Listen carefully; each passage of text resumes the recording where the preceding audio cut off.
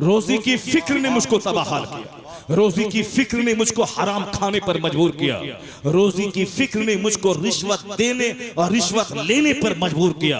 दुनिया की मोहब्बत ने मुझे गरीब की जमीन बेचवा के पलंग कुर्सी लेने पर मजबूर किया। दुनिया की मोहब्बत ने मुझे शराब पीने पर मजबूर किया। दुनिया की मोहब्बत ने हमें अपने बाल बच्चों को आवारा और गुंडा बनाने पर मजबूर किया। आज जो हमारे बच्चे गुंडा है वह माँ बाप को देखकर गुंडा है।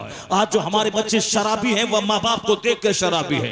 आज हमारे बच्चों को जो नमाज का शौक नहीं है वह मुझको देख के नहीं है।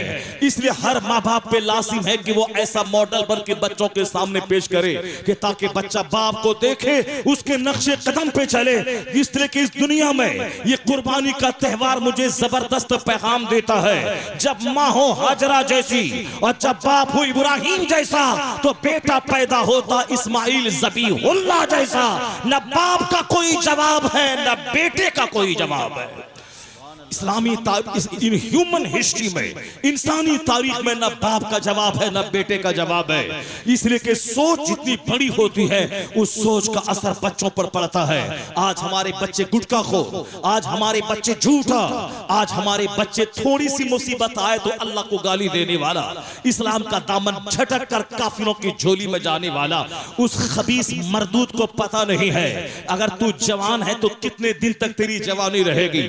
खूबसूरत लड़की की खातिर तुमने इस्लाम को छोड़ा तो जब तेरी उम्र होगी 60 साल और जब होगा शुगर का हमला तो तेरे सामने 18 साल की जवान औरत अगर नंगी भी हो जाए तो तेरी कमर नहीं उठेगी, तेरे बदन में गर्मी पैदा ना होगी। पूछ उन लोगों से जो लोग हार्ट डिजीज के मरीज हो गए, जो लोग ब्लड प्रेशर हाई के मरीज हो गए, जो लोग शुगर के मरीज हो गए, उनकी जवान बीवी उनके सामने मौजूद है लेकिन उसके पास हिम्मत नहीं है कि वह उनकी शहवतों की तकमील कर सके, उनकी ख्वाहिशात की तकमील कर सके। चूंकि खतरनाक बीमारियों के हमले ने उसे बूढ़ा बना दिया, उसकी कुव्वते मर्दानगी को छीन लिया। ये जो तुम दूसरी लड़की की मोहब्बत में मजा लेने के लिए इस्लाम छोड़ के उनके साथ जा रहा है, तुमने कभी सोचा कि 5 साल के बाद तेरा क्या हाल होगा? उस लड़की से तू भागेगा, घर में कदम नहीं रखेगा, उसके पास जाने में डर लगेगा, तू भागेगा तो जिस लज्जत की खातिर तुमने इस्लाम को खैरबाद किया तू नहीं जानता ये दुनिया फानी है। और जब तू थोड़ा सब्र कर ले, सीने पर पत्थर रख ले और जन्नत की हूरों को दिमाग में बसा ले तो इन दुनिया की औरतों की क्या हैसियत है। अगर हालत ईमान में मरा तो 30 मर्दों के बराबर अल्लाह ताकत देगा, 70 बीवियां तुझे अता करेगा। उन बीवियों की लज्जतें 40 साल नहीं, जन्नत में कोई बूढ़ा ही ना होगा, जन्नत में कोई बीमार ही नहीं होगा। हर जन्नती की उम्र 30 साल होगी, 70 बीवियां उसके पास होंगी, खरबों साल, बेगिनती साल उनसे लज्जतें हासिल करता रहे। ये सारी नेमतें अल्लाह ने तैयार करके रखी है। अगर अपने बच्चों की गुट्ठी में तू हूर की मोहब्बत पिला दे, वह जन्नत की मोहब्बत पिला दे, जन्नत के खरबों साल की मोहब्बत पिला दे। अगर दुनिया की कोई छोकरी उसके ईमान को लूटना चाहेगी, ये उनके मुंह पे पाखना कर देगा, ये उनके मुंह पे पेशाब कर देगा या थूक देगा, बोलेगा मैं सारी जिंदगी कुंवारा रह जाऊंगा, ईमान का सौदा नहीं करूंगा।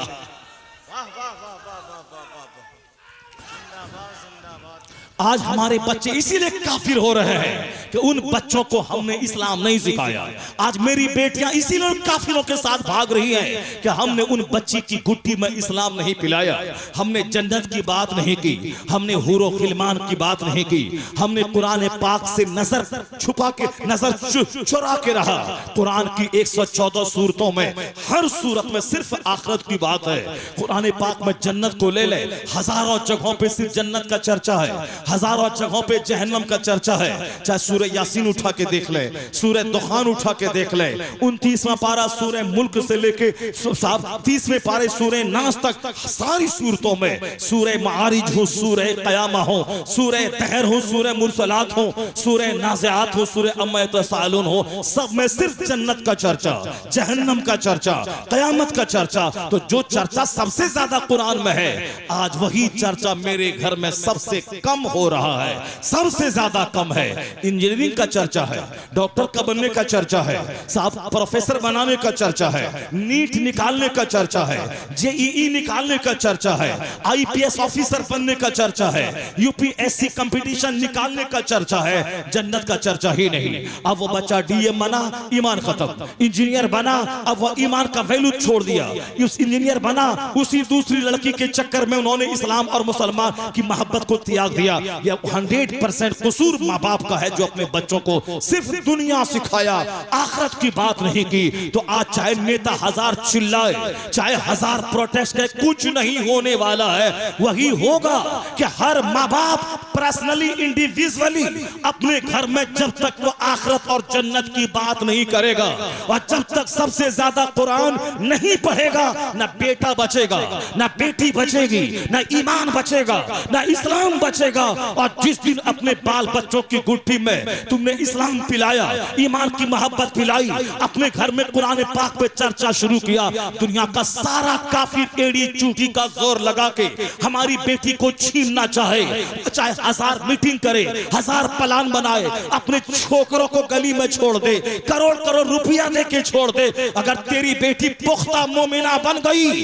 तो उसके सामने जो काफिर का बच्चा ऑफर करेगा कि हम इसका ईमान लूट लें, मेरी बेटी उसके चेहरे पे थूक देगी और बोलेगी जालिम, सारी जिंदगी मैं कुंवारी रह जाऊं, ये गवारा है, इस्लाम का सौदा करूं, ये गवारा नहीं है।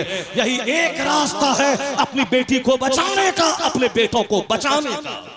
इसके अलावा कोई रास्ता नहीं है, इसके अलावा कोई रास्ता नहीं है। ना कोई मौलाना इसका जिम्मेदार है, ना कोई बरेली का पीर इसका जिम्मेदार है, ना कोई कछोछा का पीर इसका जिम्मेदार है। अगर बेटी तुम्हारी काफिरों के साथ भाग गई, 100% उसके माँ बाप इसके जिम्मेदार है, 100% ये समाज उसका जिम्मेदार है। और जो ये कहा जाता है कि 6 लाख बेटियां मुसलमानों की दुश्मनों के साथ भाग गई, ये तादाद ऐसे भी झूठी तादाद है।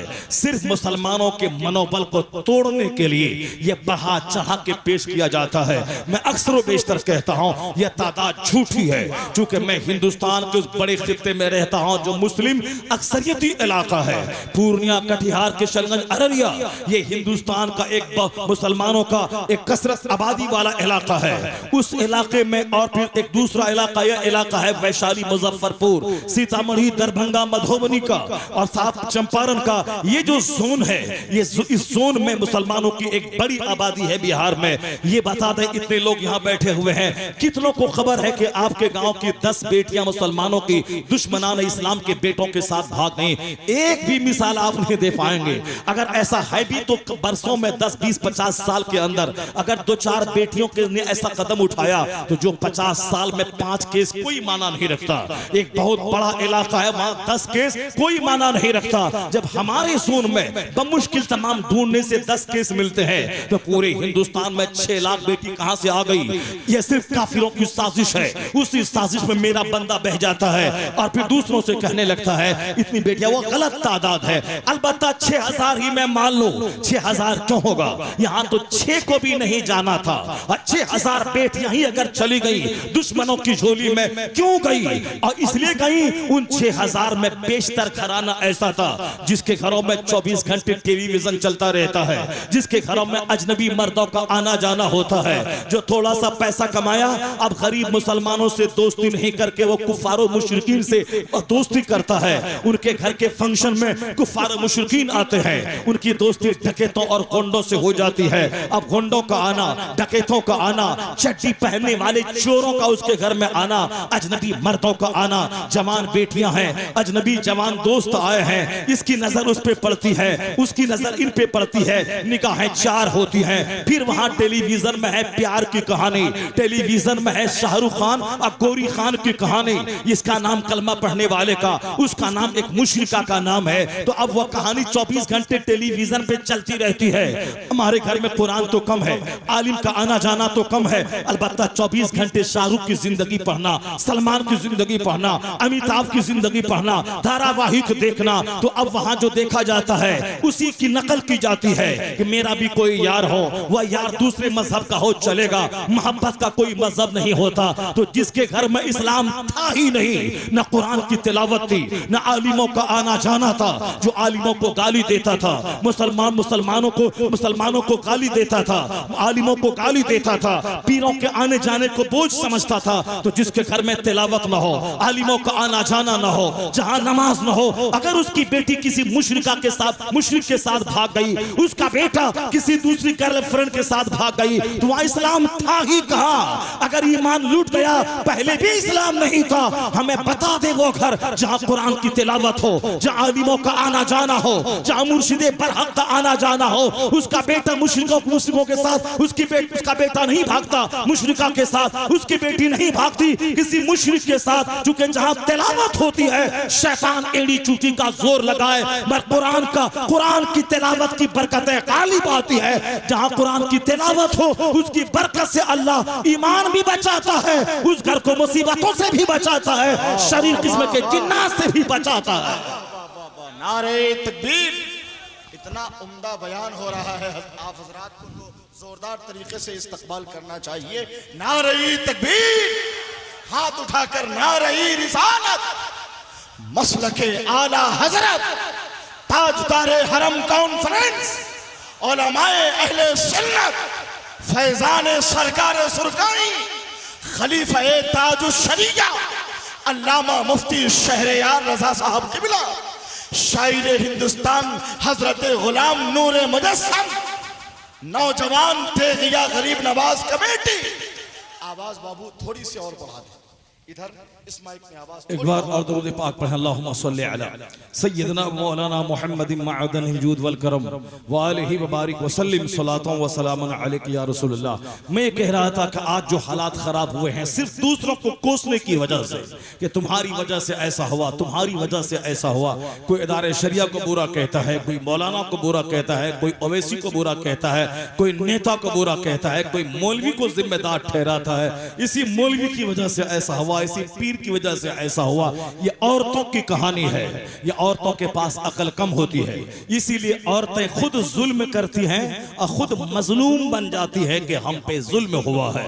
अगर सारे लोग अगर शौहर हैं, सबों को इस बात का अंदाजा होगा कि औरतें खुद गलती करती हैं। शौहर अगर नाराज उससे हो जाता है तो शौहर के नाराज होने के बाद वह खुद बिस्तर पकड़ लेती है और वो रोने लगती है। समाज मोहल्ले की औरतें आती हैं, अब वह मजलूम बन जाती हैं कि मुझ पर जुल्म हुआ है, जबकि इसका जिम्मेदार वो खुद है।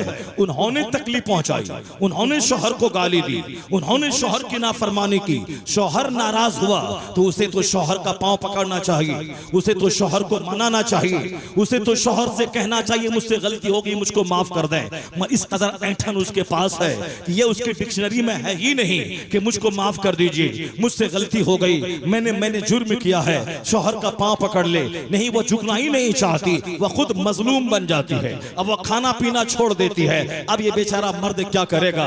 गलती तो उसी की थी, नाराज तो उनकी बदज़बानी से हुआ था, लेकिन अब वह खाना पीना छोड़ दिया। अब उल्टे शौहर को जाके मनाना पड़ता है कि अब मान जाओ, चलो उठो, क्या मान जाओ, गलती तो उसकी थी, मजलूम भी बन गई। खुद जुल्म करना और फिर मजलूम बन जाना कि मुझ पर जुल्म हुआ है, ये औरतों की खासियत है।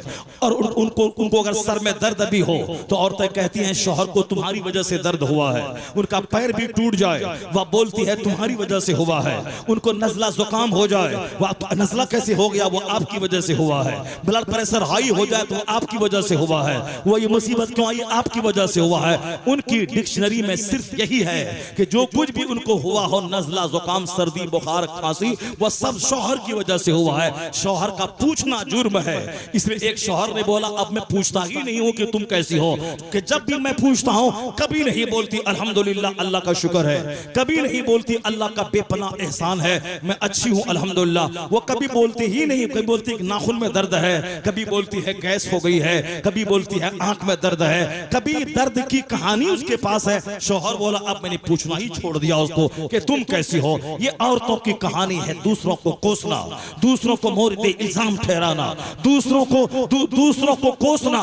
ये आज धीरे धीरे लोगों की अक्लें छीनी जा रही है। ये एक हदीस पाक सुनिए, हुजूर ने फरमाया है आखिर जमाने में लोगों की अक्लें छीन ली जाएंगी। तुनज़ौ उक़ूलो अक्सरे ज़ालिका ज़मान, एक जमाना ऐसा आएगा कि लोगों की अक्लें छीन ली जाएंगी, और जब लोगों की अक्लें छीन ली जाएंगी तो लोग कमजोर होंगे। उसी औरतों की खासियत इसमें पैदा हो जाएगी, यानी खुद जुल्म करना और फिर मजलूम बन जाना और दूसरों को कोसना कि आपने अपना जुल्म किया। एक वक्त की नमाज छोड़ना हराम और गुनाह कबीरा है। अगर बंदा गांव में सारे लोग नमाज छोड़े, 100 घर की आबादी है, 5 बूढ़ा नमाज पढ़ता हो, 95 लोग बेनमाजी हो, उस गांव पे तो आग बरस जाना चाहिए। उस गांव पे तो जलजला आके सारे घरों को जमीन में दफन हो जाना चाहिए। क्योंकि जमीन अल्लाह की, आसमान अल्लाह का, हवा अल्लाह की, पानी अल्लाह का, ये सारी नेमतें अल्लाह की। तो सारी नेमतें अल्लाह की मैं इस्तेमाल करता हूं और काम शैतान का करता हूं कि हमें नमाज के वक्त में लूडो गेम नजर आता है, हमें नमाज के वक्त में टेलीविजन याद आता है, हमारे नमाज के वक्त में मोबाइल चला के व्हाट्सएप और यूट्यूब पे गंदी फिल्में देखना याद आता है। उस गांव में तो पत्थर बरस जाना चाहिए, उस गांव को तो जमीन में धंस जाना चाहिए। एक वक्त की नमाज छोड़ने से 80 बरस तक जहन्नम की आग में जलना होगा। और एक वक्त की नमाज छोड़ने को अगर अल्लाह पकड़ ले तो पूरी आबादी को जमीन में धंसा दे। मगर ये अल्लाह का एहसान है कि अपने महबूब के रूखे रोशन को देखकर महबूब के गुनहगार कल गुलामों पर अल्लाह रहम फरमाता है। आसमान से पत्थर नहीं बरसाता, आग नहीं बरसाता, जमीन में जलजला नहीं आता, सारी आबादी नहीं धंसती। तो हमने अल्लाह के अज़ाब को दावत दी। अगर अल्लाह ने हमें आजमाइश में डाल दिया फिर हम मजलूम हो गए, मेरा क्या कसूर था? हमने तो कुछ नहीं किया था, हमने तो कोई गलती नहीं की थी। ये अज़ाब क्यों आ गया? अल्लाह कहाँ है? रसूलुल्लाह कहाँ है?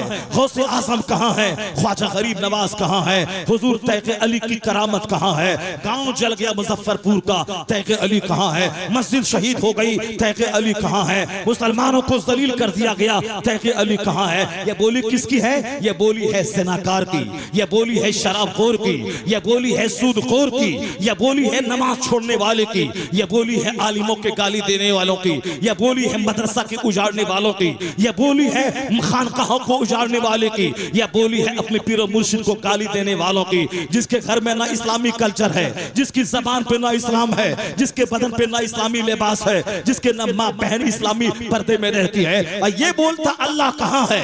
ये मत बोल के अल्लाह कहाँ है, जालिम, यह बोल के तू कहाँ है? तू कहाँ खड़ा है? अल्लाह तो तेरी शहर से ज्यादा करीब है। तू अल्लाह पे भरोसा कहाँ करता?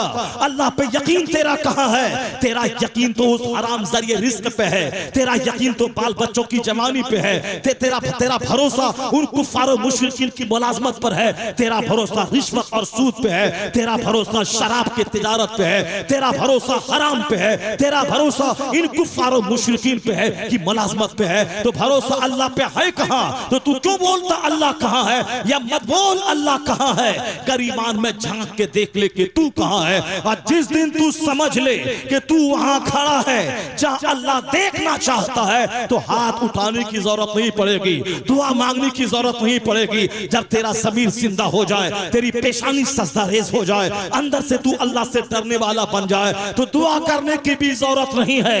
इधर दिल में ख्याल आएगा, खुदा की रहमतों की बारिश हो जाएगी। इसी को डॉक्टर इकबाल कहते हैं, खुदी को कर बुलंद इतना कि हर तकदीर से पहले खुदा बंदे से खुद पूछे, बता तेरी रजा क्या है। हाथ उठाने की जरूरत नहीं पड़ेगी, बल्कि दिल में सिर्फ ख्याल आएगा, अल्लाह की रहमतों की बारिश हो जाएगी। अपनी कमी, अपनी कमजोरी, अपनी कोताही पे नजर रखें कि दुनिया में जो कुछ हो रहा है मेरी मुसीबतों आजमाइशों के ताल्लुक से, वह सब मेरे इनफरादी जुर्म की वजह से है, इनफरादी जुर्म की वजह से है। मैं मुजरिम हूं, मैं तो इससे भी बड़ी सजाओं का हकदार था, मगर अल्लाह ने अपने महबूब के सदके में मुझको उस बड़े अजाब से बचाया है। आराम से खा पी रहा हूं। कौन सी तकलीफ है हिंदुस्तान में? 5 वक्त की अजान मस्जिद में हो रही है, कौन सी तकलीफ है हिंदुस्तान में? दूसरों के सारे जलसे बंद है, मुसलमानों के जलसे बरसात, मई, जून, जुलाई, अगस्त, सितंबर 12 महीने जलसे हो रहे हैं। रमजान में भी जलसा बंद नहीं होता, बारिश के मौसम में जलसा बंद नहीं होता, मदरसे हमारे बंद नहीं होते, स्कूल कॉलेज में उतने बच्चे नहीं है जितने लाखों बच्चे हमारे इस यतीम खाना और मदरसों जो ज़कात और खैरात पे चलते हैं, उन मदरसों में बच्चे हमारे पढ़ते पढ़ते हैं। आज दुनिया में ऑर्फेनेज यतीम खाना काफिरों ने बनाया है। वो कहां से सीखा कि मालदारों से पैसे लेकर गरीबों के बच्चों की परवरिश की जाए। अनाथालय उसके यहाँ तस्वुर नहीं था, ऑर्फेनेज का उसके यहाँ तस्वुर नहीं था, यतीम खाने का तस्वुर नहीं था। पर आज चेन्नई में एक बड़ा यतीम खाना जहाँ हजारों बच्चे वहां पलते हैं, बेंगलोर में ऑर्फेनेज अनाथालय हजारों बच्चे पढ़ते हैं। ये हमसे उन लोगों ने सीखा है। मुस्तफा ने कहा था मालदारों से ज़कात ली जाएगी और गरीबों में तकसीम किया जाएगा। मालदारों से ज़कात ली जाएगी, रमजान का फितरा तुम निकालो, कुर्बानी का चमड़ा तुम निकालो, जमीन से जो फसल पैदा होगी उसका 10वां या 20वां हिस्सा तुम निकालो। जमीन की फसलों पे ज़कात, यहाँ रमजान में सदक़े फित्र है और साफ सोने चांदी पे ज़कात, माले तिजारत पे ज़कात। ये मुसलमानों के खरबों रुपए जो ज़कात में निकल रहे हैं, इसी से हजारों मदरसे चल रहे हैं, हमारा सिस्टम चल रहा है। इसी को देखकर मुशरिकों ने भी यतीम खाना कायम किया है। मालदारों से चंदा लेना और यतीमों की परवरिश करना, ये इस्लाम का निज़ाम ज़कात ने उसको मजाज दिया है अनाथालय चलाने का। हमने दुनिया को तहजीब दिया, हमने दुनिया को कल्चर दिया। तो मेरा बच्चा नंगा कब से हो गया, मेरे लोग बदतमीज कब से हो गए, हमारे लोग बेढंगे कैसे हो गए, हमारे लोग सलीके हयात से महरूम कैसे हो गए। तुमने दुनिया को तहजीब सिखाई, तुमने दुनिया को कल्चर सिखाया, तुमने दुनिया को जीने का नमूना दिया, तुमने दुनिया को सलीके हयात दिया, तुमने दुनिया को एक सिविलाइज जिंदगी गुजारने, एक अच्छी शहरी जिंदगी गुजारने का सलीका दिया। तुम बेढंगे कब से हो गए। इसलिए कौम मुस्लिम दूसरों पे ठेकरा मत फोड़ कि मौलाना की वजह से, इदारे शरिया की वजह से, ओवैसी की वजह से, इमाम की वजह से, पीर की वजह से, जिस दिन मुसलमान ये बोले ये अजाब मेरी वजह से आया है, यह तकलीफ मेरी वजह से आई है, ये जो हिंदुस्तान जल रहा है इसमें मेरे गुनाहों का दखल है, जिस दिन यह सोच पैदा हुई और सबने तौबा करके बुराई का रास्ता छोड़कर सजदे का रास्ता इख्तियार किया, आजमाइशें खत्म हो जाएंगी, फिर वही दौर आएगा। अमेरिका भी तुम्हारा है, यूरोप भी तुम्हारा है, अफ्रीका भी तुम्हारा है, हिंदुस्तान भी तुम्हारा है, यहां से लेकर वहां तक सारी दुनिया तुम्हारी है, उकबा भी तुम्हारा है। नारे तकबीर, नारे रिसालत, ताजदारे हरम कॉन्फ्रेंस, फैजाने सरकारे सुरगाही, मुफ्ती शरए आज़म साहब क़िबला। दूसरों पे कभी ठेकरा नहीं फोड़ना है कि तुम्हारी वजह से ऐसा हुआ है। मुसलमानों की सोच आज औरतों जैसी हो गई। मौलाना को मुर्द इल्जाम ठहराना कि मौलवी मौलाना की वजह से ऐसा हो रहा है, नेता की वजह से ऐसा हो रहा है। नहीं, इस्लामी सोच ही है कि हर आदमी यह सोचे मेरी वजह से ऐसा हो रहा है। मैं नमाज नहीं पढ़ता हूं, मेरी वजह से ऐसा हो रहा है। मैं सुबह से लेकर शाम तक दुनिया भर की 1 लाख बातें करता हूं, कुरान हदीस की बात नहीं करता हूं, मेरी वजह से ऐसा हुआ है। मैं मोबाइल 5 घंटे चलाता हूं और 5 मिनट भी कुरान पढ़ने की फुर्सत नहीं मिलती है, मेरी वजह से ऐसा हुआ है। इतना बड़ा मुजरिम या तो चुप खामोश रह, इसके अलावा कुछ मत बोलना, दूसरों पे ठेकरा मत फोड़। अगर जबान खोलनी है या बोल कि मेरी वजह से ऐसा हुआ है। किस कदर अफसोस की बात है कि 5 घंटे मोबाइल चलाना है, फजूलियात का माहिर बनना है, 5 मिनट के लिए भी एक सूरह यासीन जिसकी तिलावत करने वाले को शहादत का मर्तबा अल्लाह देता है। जो रात में सोते वक्त सूरह दुखान पढ़ ले, 70,000 फरिश्ते उसके लिए दुआए मगफरत करते हैं। जो रोजाना सूरह मुल्क पढ़ ले, जिसके पढ़ने में 3 मिनट लगते हैं, उसकी बरकत होगी, अल्लाह अज़ाब कब्र से उसको महफूज करेगा। सूरह वाक़िया पढ़ने में 4 मिनट लगते हैं। जो रोजाना मगरिब की नमाज के बाद रात में उसे पढ़ ले, अल्लाह ताला उसे भूखमरी से बचाएगा, अल्लाह उसे फाके से बचाएगा। ये बरकतें हैं सूरह वाक़िया की। जनाब उस्मान गनी ने अब्दुल्ला इब्ने मसूद से कहा था, आपकी बेटियां जवान हैं, मैं उन बेटियों को कुछ माल देना चाहता हूं ताकि उनका बोझ कुछ हल्का हो जाए, मैं उन्हें माल देना चाहता हूं। अब्दुल्ला इब्ने मसूद ने क्या कहा था, उस्मान आपके माल की मेरी बेटियों को कोई हाजत नहीं है, इसलिए कि मैंने अपनी बेटियों को सूरह वाक़िया पढ़ना सिखा दिया है। अल्लाह समद, मैंने अपनी बेटियों को सूरह वाक़िया पढ़ना सिखा दिया है, जिसके पढ़ने में 4 मिनट लगते हैं। और हम गरीबी दूर करने के लिए मिस्किन आमिलों के पास जाते हैं, गरीबी दूर करने के लिए साहब झूठे सिफली बाज लोगों के पास हम जाते हैं। एक तो ऐसे भी गरीबी है और फिर वो 10,000 वो सिफली बाज हमसे ले लेता है। इस तरह मेरी मुसीबतें और संगीन हो जाती है। इनफरादी जिम्मेदारी कबूल करना होगा कि मेरी वजह से गांव में आग लगी है, मेरी वजह से मेरा गांव बर्बाद हुआ है, मेरी वजह से बरकतें खत्म हुई हैं, मेरी वजह से आसमान से बारिश नहीं हो रही है। जब समाज का सरबराह, समाज का चौधरी नेक होता है तो उसकी नेकी की वजह से समाज के गरीबों पे अल्लाह रहम फरमाता है। जब समाज का चौधरी नफरतों में जीने वाला हो, जब समाज का चौधरी अय्याश और शराबी हो तो उनकी वजह से गरीबी अजाब की चक्की में पीस जाते हैं। जब बादशाह अपनी पेशानी जमीन पर टेक कर अल्लाह को मनाता है उस वक्त बारिश रहमत को कोई चीज रोक नहीं सकती है। गवाह है इस्लामी तारीख, वो अशबेलिया स्पेन की सरजमीन गवाह है। जमाल अब्दुल नासिर जैसा बादशाह वक्त था, वह बादशाह वक्त हुकूमत कर रहा है और बहुत बड़ी जामा मस्जिद में उनके दौर में, उनकी जामा मस्जिद में हजरत मुंजिर बहुत बड़े कासिल कुज़ात, बहुत बड़े शेख, वह वहां के इमाम थे। इमाम ने देखा कि बादशाह वक्त ने इतना बड़ा महल तामीर करने का मंसूबा बनाया है जिनके जो एक बहुत बड़े शहर पर मुश्तमल हो। अपना घर बनाने के लिए एक बहुत बड़ा कित्ते जमीन को चुना और उन्होंने उसकी तैयारी में इस कदर अपने आप को लगाया कि लगातार कई नमाजें उसकी कज़ा हो गई और जुमा में भी वह पाबंदी से मस्जिद में नहीं आने लगा। एक दिन वह बादशाह वक्त मस्जिद में आया। काजी मुंजिर ने कुरान पाक की आयतों और हदीस के हवाले से मकान बनाने की मजम्मत पर, दुनिया जमा करने की मजम्मत पर एक जबरदस्त खिताब किया। कुरान शरीफ में आया है कि दुनियादार कुफार और मुशरिकीन ये मकानात बनाते हैं, जबकि ये मकानात की हैसियत ऐसी है जैसे किसी ने जमीन में फसल लगाया और वह फसल हरी हो गई। किसान सोचने लगा कि अब इस फसल पे मेरा कब्जा आया, यहाँ तक कि शाम या सुबह अल्लाह का अज़ाब आया, सारी फसलों को जला के राख कर दिया, उनका सारा गुरूर चकनाचूर कर दिया। एक छोटा सा अज़ाब उसके सारी तमन्नाओं को मिट्टी में मिला दिया। कुरान शरीफ में दर्जनों जगहों पे दुनिया के माल की मजम्मत आई है। हदीस में आया है दुनिया मलून व मलूनतुम मा फीहा, यह दुनिया पे लानत की गई है और जो कुछ इस दुनिया में है उस पर अल्लाह ने लानत की है, मगर आलिम और मुतअल्लिम, अल्लाह का जिक्र और जो अल्लाह के जिक्र से करीब करने वाली चीजों उस पर लानत नहीं है।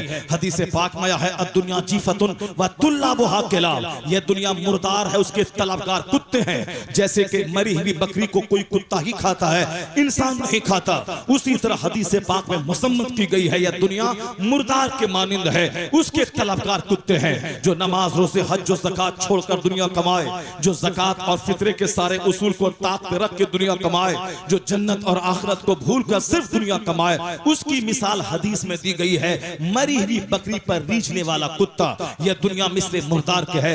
जनाब काजी मुंजिर ने इस कदर जबरदस्त खिताब दुनिया की मजम्मत पे किया कि सारे मस्जिद के नमाजी समझ गए कि आज खिताबत का सारा जोर बादशाह वक्त पे सर्फ किया जा रहा है।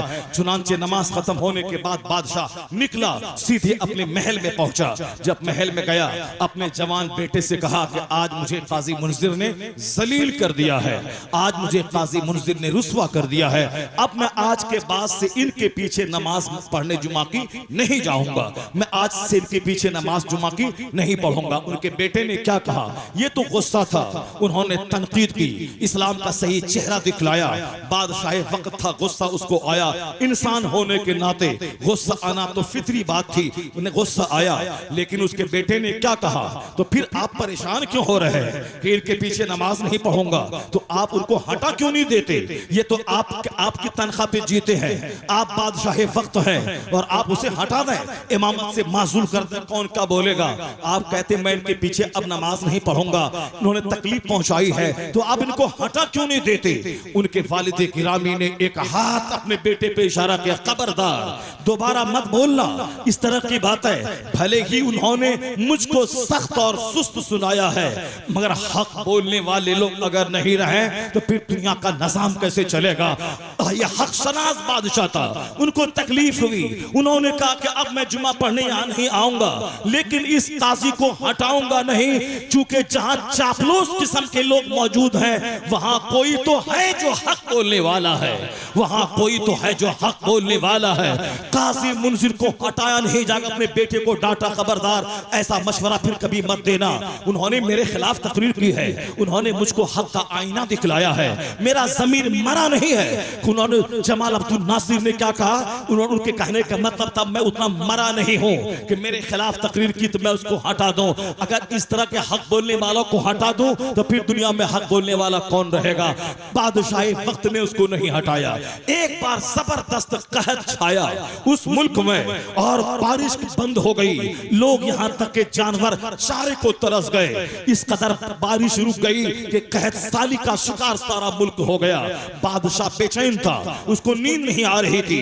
कभी वो घर में सजदा करता, कभी वो सारा बिस्तर हटा के मिट्टी पे पेशानी रगड़ता और अल्लाह से रो रो कर भीख मांगता। उन्होंने एक अपने कासिद को बोला, जाओ काजी मुंजिर से कहना वह दुआ करे कि अल्लाह बारिश रहमत का नुज़ूल फरमा दे। दिल जिंदा कैसे रहता है। आज हम नफरतों में जीते हैं। इमाम मेरे घर में फातिहा नहीं पढ़ा, उसे फौरी निकाल दे, और उसे फौरी निकाल दे। तो निकालने के अलावा कोई दूसरा ऑप्शन ही नहीं है, यानी फौरन निकाल देना है। इस कदर गुस्सा हमारे पास है, इस कदर घमंड हमारे पास है, इस कदर मोहब्बतों की कमी हमारे पास है। किसी को बुरा कह दिया तो कह दिया, अब नजर सानी की जरूरत नहीं है कि मोहब्बत का पैमाना क्या है, दुश्मनी का पैमाना क्या है। मोहब्बत और दुश्मनी का पैमाना होना चाहिए अल्लाह के लिए मोहब्बत करना, अल्लाह के लिए दुश्मनी करना। हदीस में आया है, मन अहब्बा लिल्लाह व अबग़ज़ा लिल्लाह व मन मनअ लिल्लाह व मन अता लिल्लाह फ़क़द इस्तकमलल ईमान। हदीस में आया है, मोमिन की क्वालिटी बयान की गई है, जो किसी से मोहब्बत करे तो अल्लाह के लिए, न समझी लगाना है तो 50 बार सलाम करना है, कर्ज लेना है तो 50 बार उसके दरवाजे पे चाय पीने के लिए जाके मीठी मीठी बातें करना है, और आखिर में 5 दिन के बाद 5 लाख रुपए कर्ज मांग लेना है।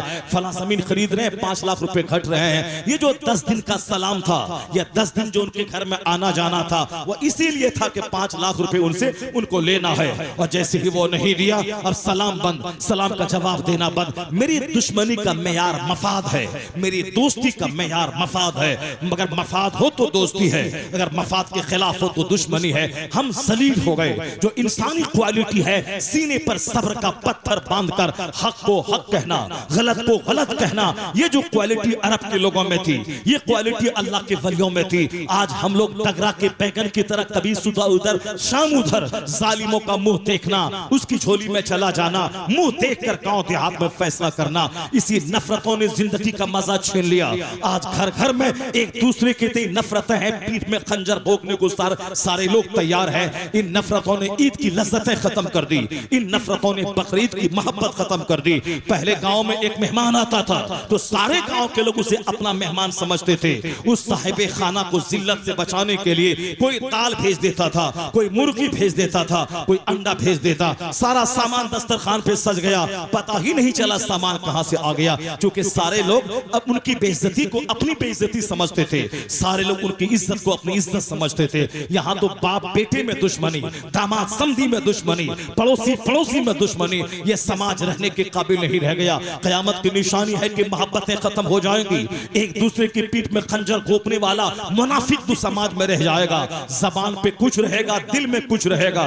जबान पे तो चापलूसी की बातें रहेंगी और दिल में निफाक है। जबान से बोलना वाह साहब वाह, अल्लाह ने आपके बेटे को नौकरी दे दी, और दिल में इस कदर मलाल है, रंज है कि क्यों इसके बेटे को नौकरी हो गई। ऐसे ही दो रुखा, ऐसे ही खसीस और रजील किस्म के लोगों से समाज भरता हुआ चला जा रहा है। मैं कभी कभी गुस्से में कहता हूं, जो क्वालिटी के एतबार से रजील है, जो क्वालिटी के एतबार से खसीस है, जो आदमी कहलाने के काबिल नहीं है, जिसकी जबान पे कुछ है और जिसके दिल में कुछ है, इतना बड़ा मुनाफिक, ये मुनाफिक दोस्ती के काबिल है। इन मुनाफिकों की वजह से तुम असर की नमाज के बाद चाय की दुकान पे 2 घंटे का टाइम बर्बाद करते हो। चाय की चुस्की लेना, उनकी ग़ीबत सुनना, उनकी हाँ में हाँ मिलाना, ये मुनाफिक, ये खसीस दोस्ती के काबिल है, ये उनकी सोहबत के काबिल है। नमाज पढ़ने के बाद मस्जिद से बाहर निकल के बैठ गया, जो बेनमाजी है, जिन्होंने नमाज नहीं पढ़ी है, जिन्होंने अल्लाह के कानून को तोड़ा है, उनके साथ 1 घंटे तक बातें हो रही हैं। इन दुनियादारों से बातें करना, दोस्ती करना, उनके साथ चलना, फिर अल्लाह आजमाइश में डाले तो कहना कि अल्लाह कहाँ है। जालिमों के साथ जो एक कदम चलता है वो अभी जालिमों में शुमार होता है, जो जालिमों से मुस्कुरा के मिलता है वो अभी जालिमों में शुमार होता है। यह जानने के बावजूद यह शख्स ज़िनाकार है, यह शख्स सूदखोर है, यह शख्स रिश्वत लेने वाला है, यह शख्स हराम खोर है, उसके बावजूद उनके घर में जाना, 2 घंटे तक रहना, उसकी सारी गीबत और शिकायत चुगलखोरी को सुनना, उनकी हाँ में हाँ मिलाना, ये खुद जुल्म है। गीबत करना भी हराम और गीबत का सुनना भी हराम, जुल्म करना हराम, उस जालिम का साथ देना हराम। तो ये बता दे कि मस्जिद में मन नहीं लगता और चाय की दुकान पे उन झूठों की महफिल में दिल लगता है, या दिल बीमार की अलामत है कि दिल बीमार हो गया है। जो अल्लाह का नहीं, जो मस्जिद मदरसे का नहीं, जो मुस्तफा का नहीं, वह तेरे दोस्ती के काबिल भी नहीं है। उससे बेहतर था 1 घंटा जो चौराहे पे इन भेड़ियों के साथ रहना था, वह 1 घंटा मस्जिद में गुजारते, 1000 बार दुरूद पढ़ते, तो तेरा नाम अमाल करोड़ों नेकियों से सजाया हुआ हो जाता। ये आज की दोस्ती कोई दोस्ती है? इन भेड़ियों से क्या दोस्ती करना, इन बेनमाजियों से क्या दोस्ती करना, ये ज़बान और दिल के मुनाफिक से क्या दोस्ती करना। जो अल्लाह रसूल का नहीं है वह तुम्हें भी कुछ नहीं देगा। इसे दोस्ती नेक लोगों से कर। हुजूर ने फरमाया है, ला तुसाहिब इल्ला मोमिना, दोस्ती मत कर मगर मोमिन से, मोमिन कामिल से जिसका किरदार मोमिनाना हो। वला याकुल तहामक इल्ला तकी, अपना दस्तरखान मत बिछाना मगर नेक लोगों के लिए। दस्तरखान पे नेक लोगों को बिछा। डकैत खाएगा तो तेरी रोटी खा के डकैती करेगा और तू भी मुजरिम समझा जाएगा। अगर गुस्ताखे रसूल को ज़कात देगा और वह ज़कात खा के उसका बच्चा पढ़ा और बोला कि या नबी सलाम अलैह कहना शिर्क है, उस जुर्म में तुम भी शरीक समझा जाएगा, क्योंकि तेरी रोटी खा करके वह गुस्ताखे रसूल बना है। इसलिए सोच समझकर ज़कात की रकम उसे दे जो मुस्तफा का वफादार है, जो रसूल पाक की ताज़ीम करने वाला है, जो सरकार दो जहां का चर्चा करने वाला है।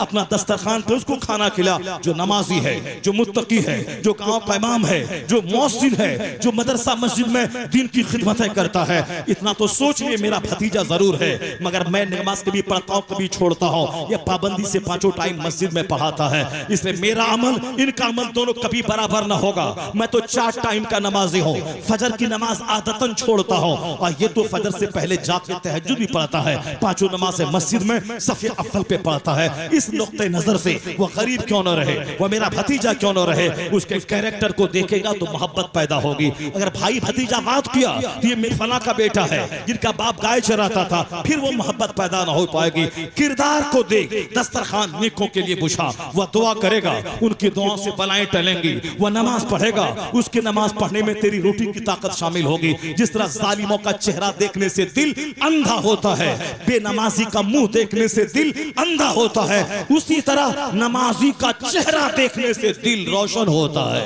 आलिमों का चेहरा देखने से दिल रोशन होता है। जब नजर उठे डकैत पर न पड़े आलिमों पे पड़े। गांव समाज में मोहब्बतें थी पहले, हुजूर ने इसी मोहब्बत पे जोर दिया था। कयामत की निशानी है कि मोहब्बत खत्म हो जाएगी। मोहब्बत कायम होगी कैसे? सिर्फ बोलने से कायम होगी नहीं होगी, उसके लिए कदम आगे बढ़ाना होगा। हुजूर फरमाते हैं, ला तदखुलूनल जन्नत हत्ता तुमिनू, you will not enter paradise until believe, यानी जब तक कि ईमान नहीं लाओ उस वक्त तक तुम जन्नत में दाखिल नहीं होगे। You will not be believer until you love together one another, उस वक्त तक मोमिन नहीं बनोगे जब तक कि एक दूसरे से मोहब्बत न करो। हुजूर कहते हैं जन्नत में जाएगा मोमिन, और मोमिन वह होगा जो आपस में एक दूसरे से मोहब्बत करता हो। नफरतों की खेती करने वाला, अपने मकान अपनी आमदनी में मगन रहने वाला, यह सामने वाले गरीब मुसलमान की औकात क्या है, मैं क्यों सलाम करूं, मैं क्यों उसके यहाँ जाऊं, वह मेरे यहाँ आएगा। कुल्लो मोमिन इख्वा, दुनिया के सारे मुसलमान भाई हैं।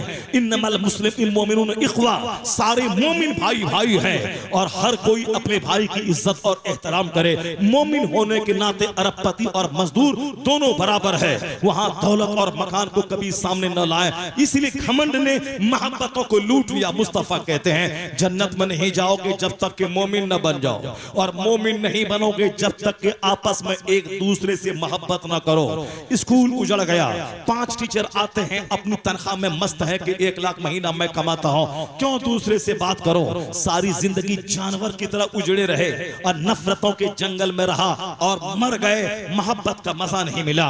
मोहब्बत का मजा वहां मिलता है जहां सारे लोग एक दूसरे से राहत महसूस करते हैं, एक दूसरे को इज्जत देते हैं, एक दूसरे की कदर करते हैं। और फिर मोहब्बत जहां होती वहां बीमारियां नहीं होती। मोहब्बत जहां होती है चेहरे पे मुस्कुराहट होती है। मोहब्बत जहां होती है वहां बेशुमार बीमारियों का दाखिला नहीं होता। हुजूर फरमाते हैं मोमिन नहीं बनेगा जब तक कि एक दूसरे से मोहब्बत न करो। तो अपने ईमान को बचाने के लिए पड़ोसी से मोहब्बत जरूरी है, अपने ईमान को बचाने के लिए अपने गरीब भाइयों से मोहब्बत जरूरी है, ईमान बचाने के लिए मालदारों से भी मोहब्बत जरूरी है। ये नहीं कि वो मालदार है तो अपने पास है, मैं क्यों उसके पास जाऊं, वो अरबपति है तो अपने घर में रहे, मैं गरीब हूं तो मैं अपने घर में रहूं। ये भी एक तरह का घमंड है। एक तो अल्लाह ने गरीब बनाया है, उसके बाद वो मगरूर अपने आप को बना रहा है। आया है हदीस पाक में कि 3 लोगों को सख्त अजाब होगा, अल्लाह क़यामत के दिन उसकी तरफ निगाह रहमत से नहीं देखेगा, अल्लाह ताला उसको पाक नहीं करेगा, ला युज़क्कीहिम, अल्लाह उसे सुथरा नहीं करेगा, वला युकल्लिमुहुमुल्लाह, अल्लाह उसे क़यामत के दिन बात नहीं करेगा, वलहुम अज़ाबुन अलीम, उसके लिए दर्दनाक अजाब है। उन 3 में से एक है, वो कौन? आइलुन मुस्तकबिरुन, यानी गरीब जो मुतकब्बिर हो, जिसके पास दौलत भी नहीं है, उसको तो ऐसे ही सॉफ्ट रहना चाहिए, उसको ऐसे ही नॉर्मल रहना चाहिए कि सामने वाला अरबपति है, मैं गरीब मजदूर हूं, तो मजदूरी की वजह से उसका दिल नर्म रहता कि मेरे पास दौलत नहीं है। मालदार के पास तो दौलत है, यह दौलत एक उसके लिए एक जरिया है उसके दिल में गुरूर पैदा करने का, दौलत की वजह से गुरूर आ ही जाता है। मगर ये मगरूर क्यों है? जिसके पास न रहने को घर है, जिसके पास न कोई आमदनी का मुस्तकिल जरिया है, जिसके पास और न कोई आमदनी है, फिर ये मगरूर क्यों है? गरीब मुतकब्बिर, उस क़यामत के दिन सख्त अजाब अल्लाह देगा।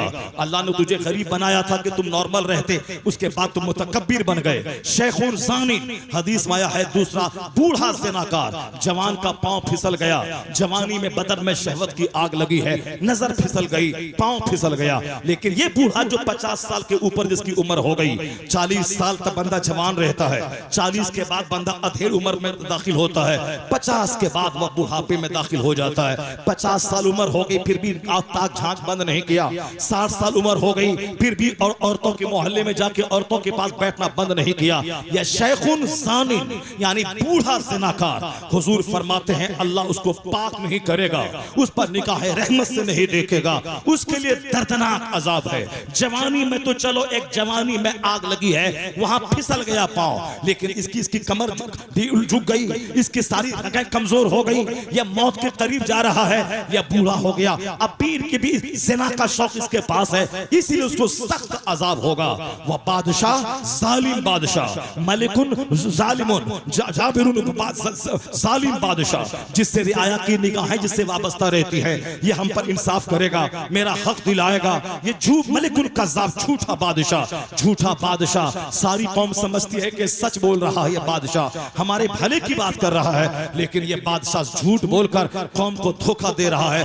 दर्दनाक अजाब उसको होगा, क्योंकि कौम ने उस पर एतमाद किया और उसने उसके एतमाद का खून किया। बूढ़ा ज़िनाकार। और तीसरा है वह गरीब मुतकब्बिर, माल भी नहीं है और सीने में घमंड है, तो इसलिए मालदार के पास भी अगर पड़ोसी है तो जाए और अपने सीने पर पत्थर रख ले, मोहब्बत का मुजाहरा करके जाए मालदार के पास, मालदार भी गरीब के पास जाए, उनको सलाम करे, उनके घर में बैठे। हुजूर फरमाते मोमिन नहीं बनेगा जब तक कि एक दूसरे से मोहब्बत न करो। तो ईमान सबसे बड़ी दौलत, उस दौलत को बचाने के लिए मोहब्बत जरूरी है। ऐसा नहीं कि हम नहीं जाएंगे मेरा क्या बिगड़ेगा, तेरा यही बिगड़ेगा कि ईमान लूट जाएगा, तेरा यही बिगड़ेगा कि मरते वक्त ईमान से तू महरूम हो जाएगा, तेरा यही बिगड़ेगा कि तू उस गरीब से चिढ़ेगा, ईमान की बरकतें खत्म हो जाएंगी। उस गरीब से मोहब्बत न करता हो न कर, कम से कम अपने ईमान से तो मोहब्बत कर, अपने ईमान की तो हिफाजत कर, अपने ईमान को तो बचा, अपना तो तू बन जा, उसका न बनता है न बन, अपना तो बन जा, कि इस मोहब्बत में तेरे ईमान की सेफ्टी मौजूद है। और हुजूर आगे कहते हैं अवला अदुल्लुकुम अला शैइन, क्या मैं तुम्हें वह बात न बताऊं कि अगर तुम उस बात पर अमल करोगे तो आपस में मोहब्बत पैदा हो जाएगी। मुस्तफा कहते हैं अवला अदुल्लुकुम अला शैइन इज़ा फ़अलतुमूहु तहाबबतुम, यानी मैं एक नुस्खा तुझको देता हूं। मुस्तफा कहते हैं अगर तुमने उस पर अमल किया तो एक दूसरे से मोहब्बत पैदा हो जाएगी। सहाबा कराम से मुस्तफा फरमाते हैं अफ़शुस सलाम बैनकुम, यानी आपस में सलाम को फैला दे, जिसको चाहो या ना चाहो, तू पहचानो या ना पहचानो, अगर वह मोमिन है तो सलाम कर। सलाम में पहल करने वाले के नाम अमाल में 90 नेकियां लिखी जाती हैं, और जो सलाम का जवाब दे उसके हिस्से में 10 नेकी आती है, और जो सलाम करता है उसके हिस्से में 90 नेकियां आती है। सलाम में पहल करने वाला घमंड और गुरूर से पाक है। तो समाज में नफरतों को मिटाने का सबसे पहला नुस्खा हुजूर ने दिया कि तुम सलाम को आम कर दो। शौहर बीवी को सलाम करे, बीवी शौहर को सलाम करे, मालदार गरीब को सलाम करे, गरीब मालदार को सलाम करे, बड़े छोटों को सलाम करे, छोटा बड़ों को सलाम करे। हुजूर ने तरीका बताया है कि सवारी पर आदमी जो चल रहा है वह नीचे बैठे आदमी को सलाम करे, जो चल रहा है वह बैठे हुए को सलाम करे, जो थोड़ा है वह ज्यादा को सलाम करे। वह युसल्लिमुल सगीर अलल कबीर, छोटा बड़े को सलाम करे। अंदर दाखिल होने वाला जो दाखिल होने वाला है वहां मौजूद लोगों को सलाम करे। शौहर बीवी को सलाम करे, और जब मौका मिले बीवी शौहर को सलाम करे। यानी ये एक सलाम का तरीका सिखाया गया। सरकारे दो जहां का अमल था कि रास्ता चलते बच्चों को सलाम करते थे। जब भी सीने में घमंड पैदा हो, मैं अपनी बीवी को क्यों सलाम करूं, वो क्यों न मुझको सलाम करे। अगर नफ्स पर एतमाद करेगा तो सारी जिंदगी मगरूर बन के रहेगा। अगर मुस्तफा को निगाहों के सामने रखेगा कि मैं बड़ा हूं या सारे पैगंबरों के सरदार मुस्तफा बड़े हैं। जब हुजूर बच्चों को सलाम करते, अपनी बीवियों को सलाम करते, तो फिर मैं कौन हूं जो अपनी बीवी को सलाम ना करो। तो मुस्तफा को मुस्तफा पे जब नजर रहेगी तो गुरूर चकनाचूर होगा, खाकसारी की बहारें पैदा होंगी। हुजूर से हट के सोचेंगे तो समाज नफरतों में डूब जाएगा। हुजूर से हट के सोचेंगे घमंड तबाह कर देगा। हुजूर से हट के सोचेंगे तो नफरतें समाज को जलाकर राख कर देंगी। जहां हुजूर सामने आ गए वो बच्चों को भी सलाम करते थे, मैं कौन हूं। वह तो बीवी को भी सलाम करते थे, मैं कौन हूं। जहां मुस्तफा सामने आ गए गुरूर का खात्मा होता है, आजिज़ी की बहारें पैदा हो जाती है। सरकारे दो जहां फरमाते अफ्शु सलाम बैनकुम, आपस में सलाम को आम कर दो। और यह घमंड ही है जो दूसरों को सलाम करने नहीं देता। तो मुस्तफा फरमाते हैं ला यदखुलुल जन्नह मन काना फी क़ल्बिही मिस्क़ालु ज़र्रतिन मिन किब्र, राई के बराबर सीने में घमंड रहा तो अल्लाह जन्नत में दाखिल नहीं करेगा।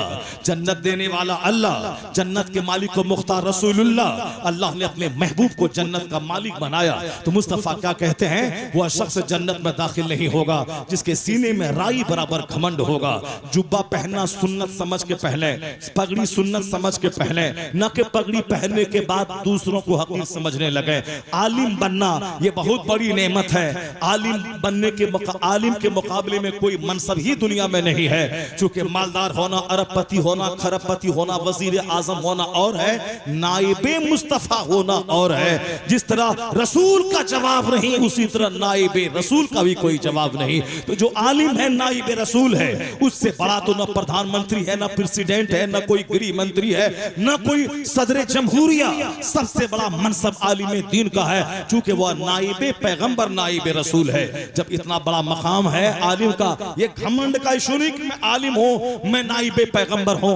नाइबे पैगंबर वह होता है जो अपने आप को बड़ा आलिम होने के बावजूद आलिम ही नहीं समझता है। उनका अखलाक इतना बुलंद होता है कि जिस तरह मुस्तफा सारे पैगंबरों के सरदार होने के बावजूद अपने पड़ोसी के घर की बकरियां दूध दिया करते थे, और जब बाजार जाते सौदा सलफ ला के दिया करते थे। जब कोई पड़ोसी बाहर चला जाता उनके घर का सौदा मुस्तफा बाजार से ला के देते थे। तो जो नाइबे रसूल है उसे मसनद पर बैठकर आलिमाना शान से मगरूर नहीं होना चाहिए। उसे भी कभी कभी हुजूर की सुन्नतों पे अमल करते हुए अपने पड़ोसियों की खबरगिरी करनी चाहिए, अखलाक आला रखना चाहिए। जब सामने वाला देखेगा इतना बड़ा मनसब के परिंदा दुआ करे, दरख्त का पत्ता दुआ करे, समंदर की मछलियां दुआ करे, ये मुझको सलाम में पहल कर रहा है, इतना बड़ा मनसब पर फाइज होने के बावजूद उनका सीना हिल जाएगा। इनका एक अमल उनकी जिंदगी संवारने के लिए काफी हो जाएगा,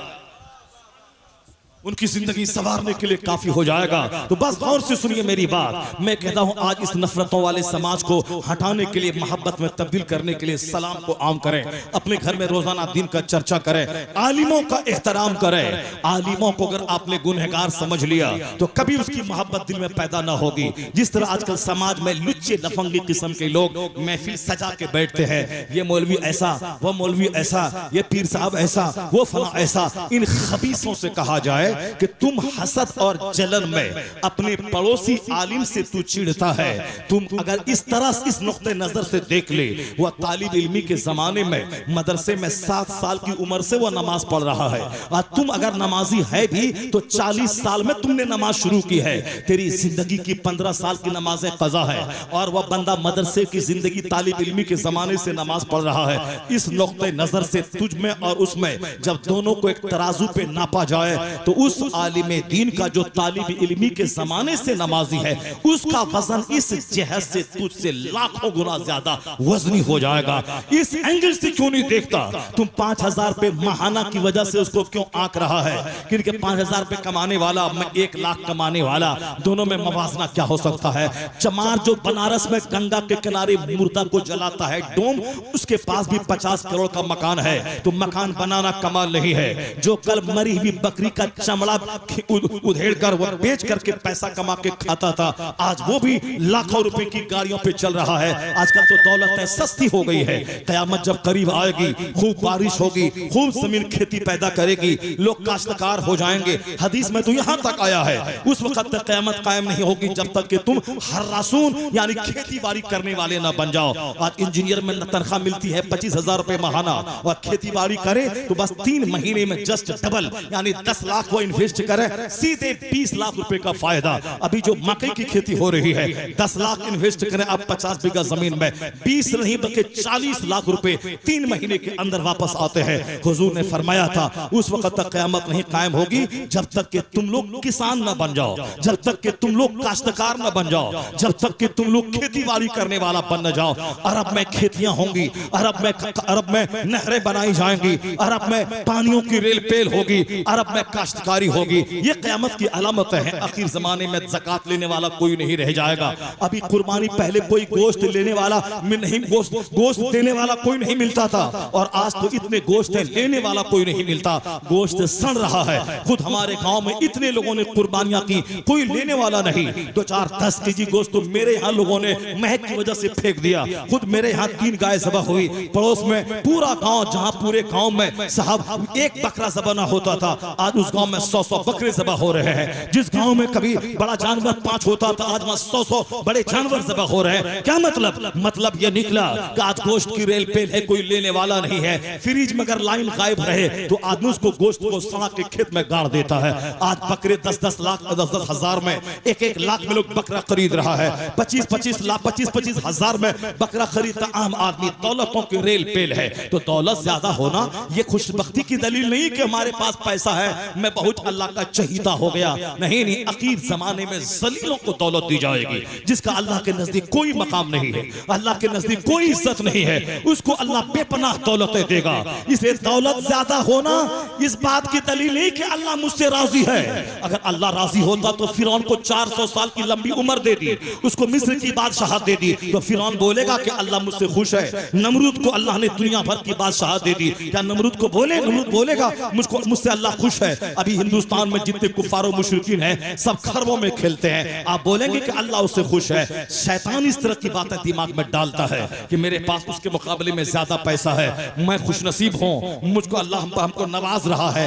अल्लाह नवाज नहीं रहा है, अल्लाह तबारक व तआला आखिरत की नेमत काट के दुनिया ही में दे रहा है। तुझे जहन्नम में डालना चाहता है तुम्हारी बदअमली की वजह से। इसलिए जो भी थोड़ी बहुत नेकी यहाँ हुई उसका बदला यही दे देता है। तुमने गरीब को 50 रुपए दिया, अल्लाह ताला 5000 यही दे देता है।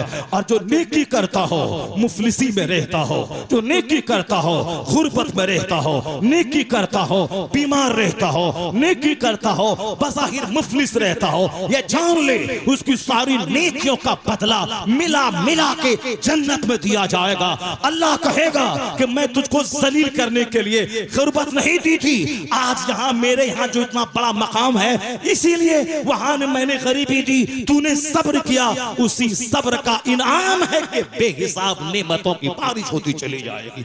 ये जाहिलाना सोच है। यह पैसा वाला है तो अल्लाह इससे खुश है, नहीं, अल्लाह दुनिया जलील है, जलीलों को ज्यादा देता है, रजीलों को ज्यादा देता है। यह दुनिया मिस्ले मुर्दार के है, उस पर रीझने वाला कुत्ता है, है, यह इस्लामी सोच है, यही हदीस में आया है, यही कुरान शरीफ में आया है। इससे हट के जो बोलेगा कि अल्लाह हमसे खुश है, यह बेनमाजी बदतमीज दिन में 5 टाइम नमाज छोड़ दिया और साहब उस पर बोलता है कि हम पर अल्लाह खुश है, तुमसे अल्लाह खुश है। पता चलेगा क़यामत के दिन जब 2-4 डंडे फरिश्तों के पड़ेंगे और जहन्नम की आग में हर नमाज के छोड़ने के बदले में जब डाला जाएगा, तब पता चलेगा कि वह नेमतें क्या थी। तुम्हारे पास कितने पैसे, काफिरों को अल्लाह ने इतनी दौलत दी है। कुरान में आया है वलौला अयकुन अन्नासु उम्मतन वाहिदा लजअलना लिमन यकफुरु बिर्रहमान लिबुयूतिहिम सुक़फन मिन फिद्दा।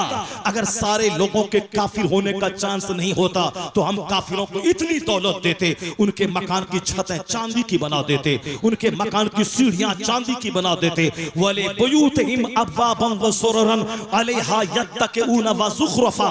उनके मकान के सारे फर्नीचर सोने चांदी की बना देते, तरह तरह की आराइशों से इन कुफ्फार और मुशरिकीन के घरों को सजा देते। लेकिन अगर हम ऐसा कर देते तो कितने दिन तक फायदा उठाता। यह रहती जीती दुनिया की चंद दिनों की आसाइश है। और अल्लाह फरमाता है वल आखिरतु इंदा रब्बिका लिल मुत्तकीन। आखिरत की सारी नेमतें उनके लिए हैं जो दुनिया में रोता रहा, जो दुनिया में डरता रहा, जो दुनिया में खौफ खाता रहा, जो दुनिया में गुनाहों से बचता रहा। अगर किसी के पास दौलत है, दौलत मत देख, या देख अगर वहां नमाज है, वहां रोजा है, वहां ज़कात है, वहां सदक़े फित्र है, आला किस्म के जानवर की कुर्बानियां हैं, गरीबों के साथ हुस्न सलूक है, तब समझ ले कि यह दौलत अल्लाह का एहसान है। अगर वहां टेलीविजन है, अगर वहां ज़िना है, अगर वहां बेपर्दगी है, अगर वहां शराब है, अगर वहां तर्के नमाज है, उस मकान के साए से मत गुजर, वरना उसकी नहुसत तुझको भी लपेट लेगी, तुझको भी बेदीन बना देगी, तेरी नमाज छोड़वा देगी। उनके घर में मत जा, उनके मकान की तारीफ मत कर, उनकी दीवार के साए में मत खड़ा रहा। और अगर देख किसी गरीब की झोपड़ी में, वहां तकवा है, तहारत है, नमाजों की पाबंदी है, वहां सच्चाई है, झूठ नहीं है, रिस्क की तंगी है, बीमारी है, कपड़ा पहनने की तकलीफ है, मगर तकवा है, तहज्जुद है, इशराक है, चाश्त है, अफाफीन है। उस गरीब की झोपड़ी की मिट्टी आंखों में लगा ले, क्यों? उस झोपड़ी में फरिश्तों का आना जाना लगा रहता है। नारे तकबीर, नारे रिसालत, ताजदारे हरम कॉन्फ्रेंस, फैजाने सरकार सुरकाही, उलमाए अहले सुन्नत, ये बस लगे आला हजरत। ये बात है मैंने इसलिए मैं कह रहा हूं क्योंकि समाज के लोगों का नजरिया इसी तरह का हो गया है।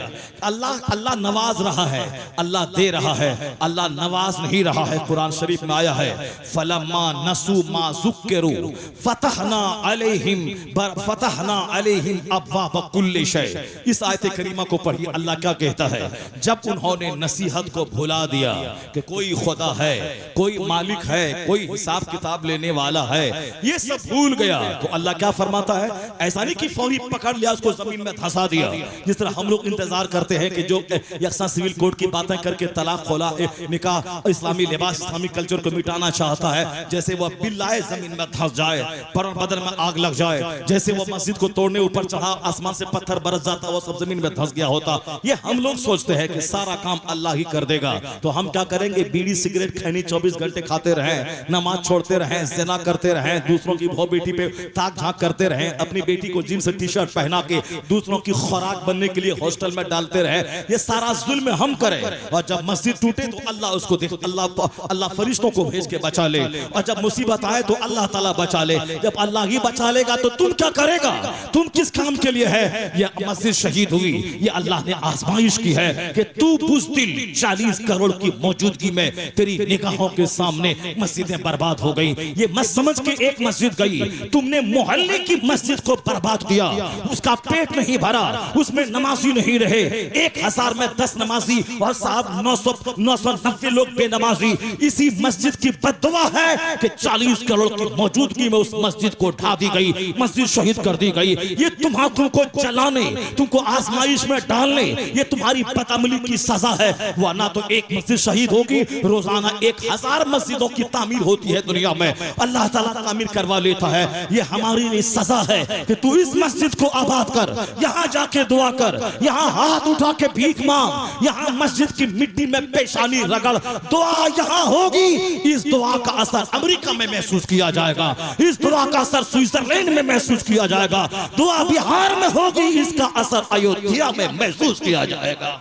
नारे तकबीर, नारे रिसालत, ताजदार हरम कॉन्फ्रेंस। नेतागिरी है, नेतागिरी नमाजी नहीं है। वो कौन सी नेतागिरी? तुमसे बड़ा बड़ा नेता पैदा हुआ मर गया, तुम भी मर जाएगा। नमाज रहेगी, कुरान रहेगा, मस्जिद रहेगी, मदरसा रहेगा, ये दाढ़ियां रहेंगी, ये टोपियां रहेंगी, तो फिर चिल्ला चिल्ला के अपने आप को जहन्नम की आग में क्यों डालता है?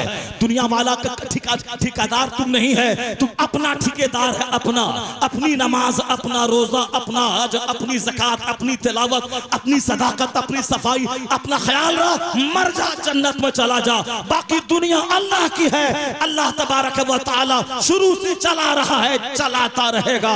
अल्लाह जालिमों को हुकूमत देना भी जानता है, और जब वक्त पड़े हुकूमतें छीन के उसे गली का भिखारी बनाना भी जानता है। नारे तकबीर, नारे रिसालत, ख्वाजा का हिंदुस्तान, नारे तकबीर, नारे रिसालत। थोड़ी देर और मुझे बर्दाश्त आप कर लीजिए। मोहब्बत जिस तरह दुनिया से घटती जा रही है, उसी तरह दुनिया से यकीन भी घटता जा रहा है। अल्लाह की जात पर यकीन, मैंने शुरू में कहा ना कि मैं पैसा नहीं दूं तो मेरा बच्चा भूखा मर जाएगा, तो जिंदगी मेरे हाथ में नहीं है तो बच्चों की रोजी भी मेरे हाथ में नहीं है। उसी तरह से यकीन जो अल्लाह रोजी देने वाला है और देगा, ये यकीन घट रहा, यकीन कमजोर हो रहा। मैं झूठ नहीं बोलूं तो कैसे होगा?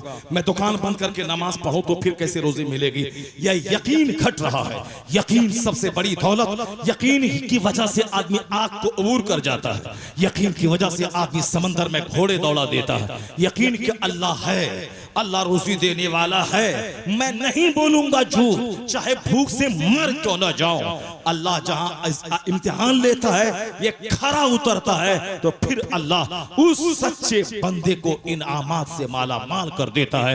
अल्लाह तो चाहता है कि मैं आजमाइश करो। अल्लाह रब्बुल इज्जत की यकीन की एक कहानी, ये माह कुर्बा में यकीन के कहानी, जनाब इब्राहिम जब अपनी बीवी हाजरा को खाने काबा के पास ले जाके छोड़ा, जब लौटने लगे तो जनाब हाजरा कहती हैं कि मुझको यहाँ छोड़ के क्यों जा रहे हैं? न कोई इंसान है, न कोई घर है, न कोई समाज है, यहाँ मैं रहूं कैसे? अल्लाह का घर आसमान में बैतुल मामूर, उसी की सीध में जमीन पर काबा है, फरिश्तों ने उसकी बुनियाद खोद दी, ये अल्लाह का घर है। वो खाने काबा क्या था? यानी बीच में एक चकोर सा घर, पत्थर, चारों तरफ से बुनियाद फरिश्तों ने खोद दी थी। सबसे पहली तामीर खाने काबा की जनाबे जिब्राइल अलैहिस्सलाम अल्लाह के फरिश्तों ने की थी। उसी जगह जनाब इब्राहिम को हुक्म हुआ कि मेरे घर के पास अपनी बीवी, अपने बच्चों को छोड़ जा। वहां पानी नहीं था, वहां कोई सायादार दरख्त नहीं था कि जिसके साए में रह करके आदमी जिंदगी के दिन गुजार सके। बबूल के कांटेदार पेड़ है, रेगिस्तानी जंगल है, उस लकोदक सहरा में बिन बेटे और बीवी को छोड़ के जब जाने लगे, जनाब हाजरा वो भी औरत है, छोटा सा दूध पीता बच्चा है, उसको छोड़ के जाने लगे। कोई बाप दुनिया में ऐसा नहीं करेगा, अपनी बीवी और चंद दिन के बच्चों को छोड़कर चटियल बयाबान में वो चला जाएगा। मगर यकीन कामिल अल्लाह ने कहा कि जिस अल्लाह ने उनसे आग से सही सलामत निकाला, जिस अल्लाह ने हर कदम कदम पे रहनुमाई की, उसी अल्लाह के नाम पे इतनी बड़ी कुर्बानी जनाब इब्राहिम दे रहे हैं। अपनी बीवी, अपने बच्चे को छोड़ के वापस जाने लगे। जनाब हाजरा कहती हैं कि क्यों छोड़ के जा रहे हैं? कुछ जवाब नहीं मिला। फिर दूसरी बार कहती हैं क्यों छोड़ के जा रहे हैं? कोई जवाब नहीं मिला। तीसरी बार कहती हैं क्या अल्लाह का यही हुक्म है क्या? चूंकि जनाब हाजरा जान रही थी कि जनाब इब्राहिम का कोई भी काम अल्लाह की मर्जी के खिलाफ नहीं होता है। ये अल्लाह के खलील हैं, अल्लाह के नाम पर सारी बकरियां जो फरिश्तों को देने को तैयार हो जाए, सुनाओ मेरे महबूब का जिक्र जमील, सारी बकरियां दे दी। अब कुछ ना रहा तो मैं चरवाहा बन के तेरे पास रहूंगा। जो जान माल सब कुछ त्याग दिया हो, वह खलीलुल्लाह अपनी बीवी बच्चों को छोड़ के के जाने लगे। बीवी तो जानती थी कि जिनकी रातें सजदे में गुजरती है, जो एक कदम भी अल्लाह की मर्जी के खिलाफ नहीं उठाता, इसका मतलब है कि लगता है कि अल्लाह का हुक्म यही है कि मुझको मेरे बच्चों को छोड़कर ये वापस फिलिस्तीन चले जाएं। जनाबे हाजरा कहती हैं क्या अल्लाह का यही हुक्म है? जनाबे इब्राहिम ने कहा हाँ अल्लाह समद। अगर आज मैं अपने बाल बच्चों से कुछ कहूं, अल्लाह का यह हुक्म है कि तू 7 साल का हो गया, नमाज पढ़, फजर के वक्त में उठ, रात में गटर मटर करते 12-1 बजा देना, 3:30 बजे अजान होती है, माँ कहती है 2 घंटा बच्चा सोया है, अभी आप इसको उठा रहे हैं, 2-4 तमाचा मारे बीवी, 2-4 तमाचा मारे बच्चे को, बदतमीज, रात भर गटर मटर करने कौन कहा? ईशा की नमाज के बाद ज्यादा देर तक जागना ऐसे ही मकरूह है, बाहर शरीयत में लिखा है। ईशा की नमाज पढ़ के फौरन सो जा। आजकल नमाज होती है 9 बजे, तो 9:30-10 तक हर हाल में सारे मुसलमान को सोना चाहिए। और अजान होती है फजर की, आज की तारीख में, आज के दिनों में 3:45 बजे, जमात होती है 4:15 बजे। तो अगर 4 बजे भी बंदा बेदार हो गया, तो अगर 10 बजे सोया है तो 4-2-6 घंटे हो गए, 6 घंटे की नींद काफी है। अगरचे डॉक्टर बोलता है 8 घंटे सोना कंपलसरी है, वरना आपके ब्रेन में तकलीफ होगी, आपके हार्ट में तकलीफ होगी, मगर 6 घंटे भी सो जाए तो बहुत काफी है। और दिन में 1 घंटा कैलूला कर ले, 7 घंटे हो गए, फ्री हो गए, सेहत भी मिलेगी, चेहरे पे नूर भी रहेगा, औलाद की फरमाबरदारी भी मिलेगी। मगर यहाँ बातें इतनी ज्यादा मुसलमानों के पास है कि बात करने से फुर्सत नहीं है। रात में 9 बजे से फोन शुरू करना है, 1 बजे रात तक फोन ही करना है, जैसे कि यह फोन के लिए ही पैदा हुआ है। दिन भर गाड़ी में फोन, घर में फोन, घर में फोन, तख्ते के किनारे फोन, सुबह बिस्तर से उठ के फोन, रात में पेशाब करने उठा तो फोन, यानी फोन फोन फोन करते करते दिल मर गया, आंख मर गई, सोच मर गई। उसे जरूरतन फोन का इस्तेमाल करना चाहिए। नमाज कज़ा हो रही फजर की, इशा में 100 आदमी था, फजर में 5 आदमी है। क्यों? ये 4 टाइम की नमाज है क्या? अपने मनमाने ढंग से चलेगा। बीवी भी गुनाह से रोकने वाली, बच्चे भी गुनाह से रोकने वाला। ये कयामत की निशानी है कि माँ बाप की तबाही औलाद के हाथों में होगी, यानी माँ बाप औलाद की वजह से बर्बाद होगा, औलाद माँ बाप के हाथों तबाह होगी, यानी औलाद की बर्बादी माँ बाप की वजह से होगी। बच्चा दीनदार बनना भी चाहेगा, ये माँ बाप उसे बनने नहीं देगा। शौहर की तबाही बीवी के हाथों, ये दाढ़ी रख के नमाज पढ़ना चाहेगा, बीवी नहीं होने देगी, या बीवी नेक बनेगी, ये शौहर उसको नहीं होने देगा। बोलेगा बहुत जन्नती बन गई, जन्नती इसको जाना है, छोड़ो नमाज, आओ मेरे पास, मेरा दिल बहलाओ। यानी शौहर के हाथों बीवी की तबाही, बीवी के हाथों शौहर की तबाही, औलाद के हाथों वालिदैन की तबाही। यही वो दिन आ गया है, वास्ता तबाही। मगर खातून जब शौहर को देखती है, इसकी रात कैसे गुजर रही है, इसका दिन कैसे गुजर रहा है, तो खातून का सीना हिल जाता है। ये औरतों के दिल में जो शौहरों की कदर घटी, ये मेरी बदअमली की वजह से। जनाबे हाजरा ने कहा इज़न ला युज़य्यिउना, बुखारी शरीफ की हदीस में आया है। जनाबे हाजरा ने जब कहा कि अल्लाह का यही हुक्म है, जनाब इब्राहिम कहते हैं हाँ, तो जनाबे हाजरा कहती हैं इज़न ला युज़य्यिउना, अगर यही बात है तो मेरा खुदा मुझको ज़ाय नहीं फरमाएगा, मेरा खुदा मुझको बर्बाद नहीं करेगा। यानी जब अल्लाह का हुक्म है, तो जिस रब के हुक्म से इस चटियल मैदान में मुझे छोड़ के आप जा रहे हैं, वही रब मेरी हिफाजत करेगा, वही रब मुझे बचाएगा। और कैसा बचाया?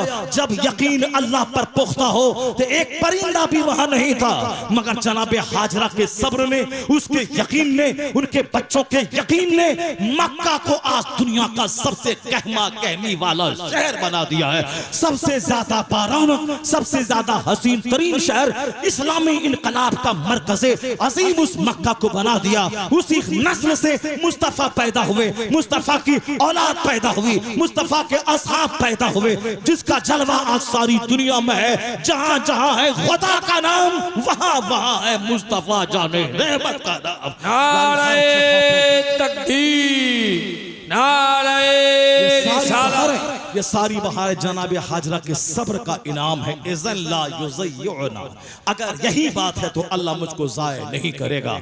अल्लाह से बिजनेस करके देखिए, अल्लाह से सौदा करके देखिए, अल्लाह पर विश्वास करके देखिए, अल्लाह कैसे देता है। जनाबे इस्माइल जब जवान हुए, जरा गौर से सुनिए थोड़ी देर और। जनाबे इस्माइल जब जवान हुए, जनाबे इब्राहिम गाहे बगाहे वक्फे से फिलिस्तीन से आते थे और अपने बेटे को देख के जाते थे। जनाबे इस्माइल जवान हुए और उनकी शादी हुई कबीले जुरहूम जुरहुम की एक लड़की से जनाब इब्राहिम आए, वो घर पे नहीं थे। बुखारी शरीफ की एक लंबी हदीस जनाब अबू हुरैरा इसके रावी हैं, उसकी तलखीस मुख्तसर 2 मिनट में मैं बयान कर देता हूँ। जनाब इब्राहिम ने कहा कि इस्माइल कहाँ गए? उनकी बीवी कहती है वो शिकार को बाहर गए हैं। अब पूछते हैं जनाब इब्राहिम के कैसा गुजर बसर हो रहा है? वो खातून कहती है बड़ी तंगियों से दिन गुजर रहे हैं। आजकल की 99% औरतें इसी तरह की हैं, चाहे उनका शौहर करोड़ों कमाए, वह कभी नहीं बोलती अल्लाह का शुक्र है, अल्लाह का बेपनाह करम और एहसान है कि दिन बड़े अच्छे से गुजर रहे हैं। वह हमेशा शौहर की शिकायत ही करती है, पैसा बहुत है मगर देता नहीं है, नहीं देता है, पैसा नहीं बहुत है मगर नहीं देता है, इतना पैसा से क्या होगा, इतना पैसा से क्या होगा, हर महीने 50,000 चाहिए तब खर्चा होगा, समाज में 5,000 में सारा महीना गुजर जाता है और यहाँ इनको 50,000 दीजिए तब उनका गुजर बसर होगा। ये तो राशन का पैसा हो गया, बाकी हमारे खर्चा के लिए पैसा कहाँ है? 1 करोड़ दे दीजिए, कभी नहीं बोलेगी कि अल्लाह का शुक्र है अल्लाह ने आप जैसा शौहर मुझको अता फरमाया। वो ही बोलेगा कि मेरे तकदीर ही खराब थी कि आपसे मेरे वालिद ने शादी करवा दी। यानी ये मसला, इसीलिए सारे लोग औरतों से परेशान है। अभी व्हाट्सएप एक मजमून आया था कि किसी ने पूछा कि क्या औरतों की कुर्बानी जायज है? औरतों की कुर्बानी का मतलब यह हुआ कि औरत अगर कुर्बानी करे बैल का, कुर्बानी करे, अगर जानवर को ज़बह करे तो क्या उसकी कुर्बानी जायज है?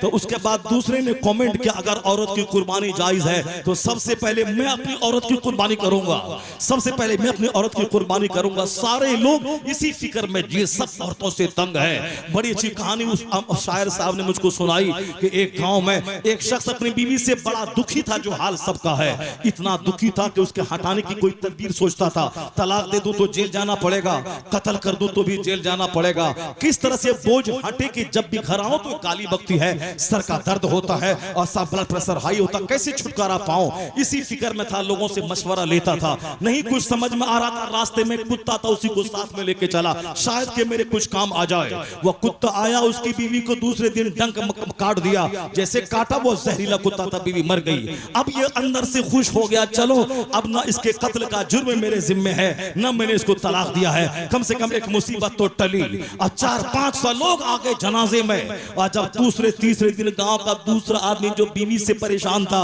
वो सोचा कि कुछ कुत्ते की वजह से बीवी मर गई, चलो उसको कुत्ता को हम उससे मांग के लाते हैं कि जान छूट जाए इससे। वो गया उसके पास, बोला कि कुत्ता दो हमारे हाथ में, बहुत डरा कि मैं तुमसे बस मांगने आया हूँ, मैं भी तुम्हारी तरह बीवी से तंग हूँ, कोई रास्ता चाहिए, मैंने सुना कि आपको कुत्ता बड़ा कारआमद है। बोला अरे ऐसे आसानी से कुत्ता मिल जाएगा? ये 400 लोग जो बीवी के जनाजे में आए थे, ये सारे लोग मेरी मोहब्बत में आए थे क्या? मेरी बीवी का कौन रिश्तेदार था वो? ये 400 लोग भी कुत्ता ही की वजह से कुत्ता लेने आए थे, ये कुत्ता लेने के लिए वो आए थे। यही हाल सारे मर्दों का है। औरतों का सिलेक्शन शादी ब्याह में इस तरफ माल जो लेगा बर्बाद होगा, जो औरतों का सिर्फ मुखड़ा देखेगा तबाह हो बर्बाद होगा। कि लंबी नाक बड़ी आंख, वो तुमसे ज्यादा अच्छा चेहरा वाला कोई शौहर मिला तेरा दोस्त, तुझको छोड़कर उसके बिस्तर पे गरमाने चली जाएगी। औरतों का दिल इतना कमजोर होता है, एक मुस्कुराहट, एक मिठाई का डब्बा, एक कान का झुमका। आसनसोल की कहानी हसन रजा अतहर सुना रहे थे कि वहां का एक लड़का एक लड़की पे दिल दिया, और साहब उस लड़की की मां ने दामाद के पास जब वो गई तो दामाद ने अपनी सास को चूड़ी सोने की दे दिया, अपनी सास को कान का बाला दे दिया। अब वो क्या है, सास उस अपने दामाद पे फिदा हो गई, अब उसकी बेटी को छोड़ के सास के साथ उसका दामाद रहना शुरू किया। इस औरतों का दिल कमजोर होता है, इसीलिए कभी भी औरत चाहे नीट निकाले, चाहे डॉक्टर बन जाए, चाहे प्रधानमंत्री बन के इंदिरा बन जाए, कभी भी औरतों पे यकीन नहीं करना। औरतों को पर्दे में रखने का हुक्म है, औरतों को कड़ी निगरानी में रखने का हुक्म है, औरतों को जहां गाना बजाना हो आला हजरत ने जाने से मना किया है, मज़ामिर की आवाज से रोका है, क्योंकि इनका दिल नर्म होता है, जरा सी मज़ामिर की आवाज में दिल फिसल जाता है, पांव फिसल जाते हैं। ये रहे डॉक्टर, ये रहे इंजीनियर, नहीं देखा तुमने एक साहब कर्नाटका का एक डीएम डिस्ट्रिक्ट मजिस्ट्रेट, एक ड्राइवर की आवाज पे रीझने लगी, अपने शौहर जो डीएम था उससे खुला लेकर उस ड्राइवर के साथ जाने को तैयार है, नहीं देखा तुमने? यहाँ तक कि एक मालदार आदमी जब वो मरता है तो उसके नौकर से उसकी बीवी शादी कर लेती है, उसका नौकर अपनी बीवी होने वाली बीवी से कहता है मैं तो समझता था कि मैं इसका नौकर हूँ, मैं इसकी गुलामी कर रहा हूँ, आज पता चला है कि मेरा मालिक ही मेरी गुलामी कर रहा था। यानी वो सारी जिंदगी जो दौलतें जमा के अब मेरे लिए, बीवी भी छोड़ा मेरे लिए, सारी दौलतों को छोड़ा मेरे लिए, ये हर औरतों पर कभी भी विश्वास नहीं करने का। नहीं, मेरी बेटी कोटा में पढ़ती है, मेरी बेटी पटना में पढ़ती है, मेरी बेटी दिल्ली में पढ़ती है, वो साहब डीएम की तैयारी कर रही है, नीट निकाल रही है, वो जवान हो गई, खुद अपने भले बुरे का सोच रही है, उनको सारा तरीका आ गया है, मरते तुम तक उस पर एतमाद नहीं करने का। वरना 4 बच्चे की माँ सामने वाले टेलर मास्टर के साथ भाग गई मोरबी में, मेरी निगाहों के, मैं वहां उस शहर में तकरीर कर रहा था, ये मुहर्रम के मौके पर 10 दिन की तकरीर थी। 4 बच्चे की माँ, एक बहुत बड़े मालदार घराने की बीवी, यानी जिसके शौहर, जिसके बाप की बड़ी इज्जत थी पूरे शहर में, सारा शहर उसके निकलने के बाद हाथ जोड़ के खड़ा रहता था। उस इज्जतदार घराने की बेटी 4 बच्चे की माँ सामने वाले टेलर मास्टर के साथ भाग गई। इसी तरह की कहानी रोजाना अखबार में आती है। इसलिए औरतों पे कड़ी निगरानी का आदेश जो इस्लाम ने दिया है, ऐसे नहीं दिया है। ये जो हिंदुस्तान का सारा अखबार ज़िना से भर रहा है, इसीलिए कि औरतों को आजादी के नाम पे जो इस तरह से तमाशे हो रहे हैं, और कोचिंग सेंटर में, स्कूल में, हॉस्टल में, इसीलिए ज़िना हो रहा है। एक कानून है, कानून पर्दा, मोटी चादर डाल दे, इतना जबरदस्त कानून है, न आर्मी रहे, न कोर्ट रहे, न कचहरी रहे, मुस्तफा का कानून अगर नाफिज हो तो ज़िनाकारी का खात्मा होगा, इज्जतों की हिफाजत हो जाएगी, इज्जतों की हिफाजत होगी। एक कानून मुस्तफा है। इसके अलावा जो भी कानून का ठेकेदार है, सबसे ज्यादा अमेरिका में ज़िना, जो हिंदुस्तान का ठेकेदार है, आए दिन हिंदुस्तान का सारा अखबार ज़िना के केस से भरा हुआ है। नेचुरल सिस्टम से जो बगावत करेगा उसका अंजाम तो भुगतना पड़ेगा। जनाब इब्राहिम ने क्या कहा? इस्माइल कहाँ है? कहा बाहर गए हैं। कैसा गुजर बसर हो रहा है? कहा बड़ी तंगियों से गुजर बसर हो रहा है। जनाब इब्राहिम की नस्ल से ही मुस्तफा पैदा होने वाले हैं, जनाब इब्राहिम की नस्ल से ही असहाबे रसूल पैदा होने वाले हैं। तो उनकी माँ ऐसी कमजोर होगी जो शौहर की शिकायत करे कि बड़ी तंगियों से गुजर हो रहा है। ऐसी कमजोर औरत एक जबरदस्त बहादुरों की टीम कैसे पैदा करेगी? कमजोर औलाद कमजोर ही पैदा होगी। जनाब इब्राहिम कहते हैं, जब इस्माइल आए मेरा सलाम कह देना, और कह देना गैर उत्बत बाबी, वो अपने दरवाजे की चौखट को बदल दे। जनाब इस्माइल आए, उसकी औरत ने सारी कहानी सुनाई। उन्होंने कहा कि जानती हो कि वह कौन थे? वह मेरे बाप इब्राहिम थे, और चौखट बदलने का जो हुक्म दिया है वह इसलिए कि तुमने क्या कहा था? उन्होंने कहा हमने तो ऐसा कहा था कि बड़ी तंगियों से गुजर हो रहा है। कहा मेरे बाप ने तुझे तलाक देने की बात की है, तलाक देने की बात, खूबसूरत औरत हो, अब बाप बोले तलाक दे दो, बेटा बोलेगा बाप को छोड़ देंगे, मगर उसको नहीं छोड़ेंगे। आजकल जो 99% कमजोर बच्चों का हाल यही है। इन कमजोरों के लिए क्या नमाज छोड़ने का, इन जलीलों के लिए क्या रात भर दिन भर कुत्ते की तरह खट के मकान बना के देने का। एक लड़की का चेहरा जो माँ बाप को छोड़वा दे, एक लड़की के माँ बाप जो सारा समाज छोड़वा दे, इन सांप को दूध पिला पिला के क्या पालने का।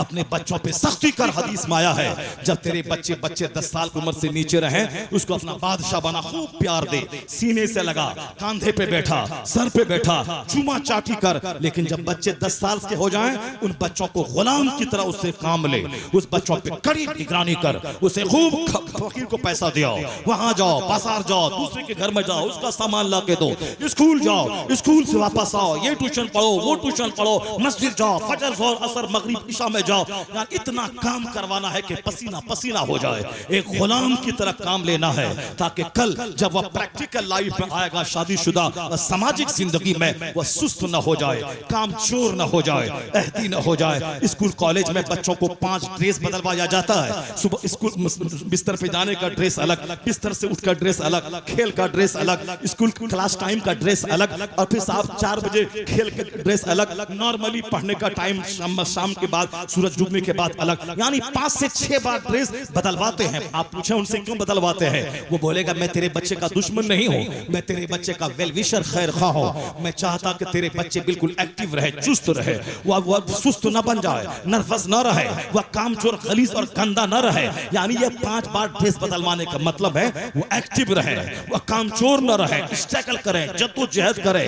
वह ड्रेस बदलवाने का मतलब है वह वक्त का ख्याल करे और वक्त की पाबंदी के साथ जिए। मदरसे के बच्चों को देख लें, वो चाहता कि लुंगी पहन के सोए हैं, उसी लुंगी पहन के सलाम भी पढ़ें, उसी लुंगी पहन के क्लास में भी बैठे, उसी लुंगी पहन के खेल भी खेलें, उसी लुंगी पहन के मगरिबी बात, इसीलिए ये उठ के हिलना नहीं चाहता, उसी के पिर की फेंकता है वो। एक सेठ साहब भी बोला, एक घर में मैं ठहरा था बनारस में, वो बोला अब मैं कभी किसी शायर मुखर्रिर को अपने घर में नहीं ठहराऊंगा, आपको मैं देखता आप गुटखा नहीं खाते हैं, बीड़ी नहीं पीते हैं, सिगरेट नहीं पीते हैं, बड़ा अच्छा है। मगर हमारे यहाँ एक बार आया था बड़ा शायर इंडिया का था, जब वो घर से बाहर निकला तो पूरे घर को खैनी, गुटखा, सिगरेट और पान की पिरकी से भर दिया था। अब मैं कभी नहीं ठहराऊंगा। ये लोग आदमी है कि क्या है साहब? जब तक रहा तब तक पूरे घर में सिगरेट का धुआं और साहब वो गुटखा की पिरकी, पान की पिरकी, पूरे घर को, बेसिन को, सबको गंदा करके रख दिया। ये हाल है, ये जहां बैठे वहीं पिरकी फेंकना है। एक्टिविटी खत्म है, क्योंकि यहाँ पे उसूल और ज़ाब्ते की कमी है कि स्कूल